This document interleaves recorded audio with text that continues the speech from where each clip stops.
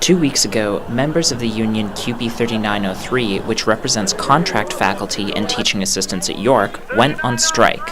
Adam Proctor explains. For us, for Unit 1 and Unit 3, is largely a defensive strike. It's a matter of holding on to the bare minimum amount of funding that we're allotted right now. A lot of the Unit 2 faculty work on a term-by-term basis. Oftentimes, they will not know what classes they're teaching until maybe a week or two prior to the term starting.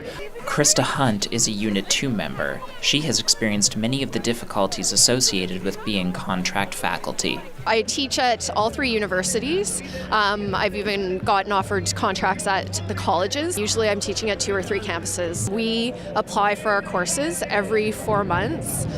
We don't know from one semester to the next what we're going to be teaching, which makes it extremely difficult to actually have any kind of lifestyle.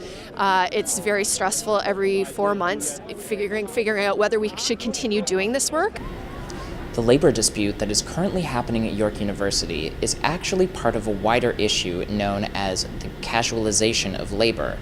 I spoke to York University Professor Bob HANKE, who explained the issue in greater detail. So in one sense, the casualization of labor, the use of cheap, low-paid labor on short-term contracts has been part of the economy historically in different groups. But what's happened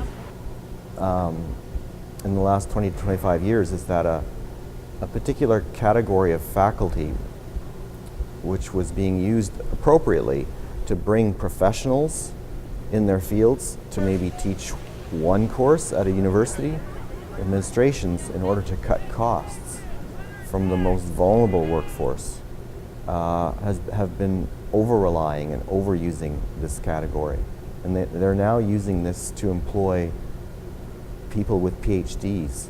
Both Adam and KRISTA feel it is important for the undergraduate students to know what their instructors have to face every day. The way the university has been operating is cutting full-time secure teaching jobs, not to mention the fact that the university doesn't really care about teaching. In terms of the courses that are hosted at York, 65% of those are taught by people that are picketing right now. So we see our strike not as antagonistic with the undergraduate students here, but we see it in conjunction with their needs.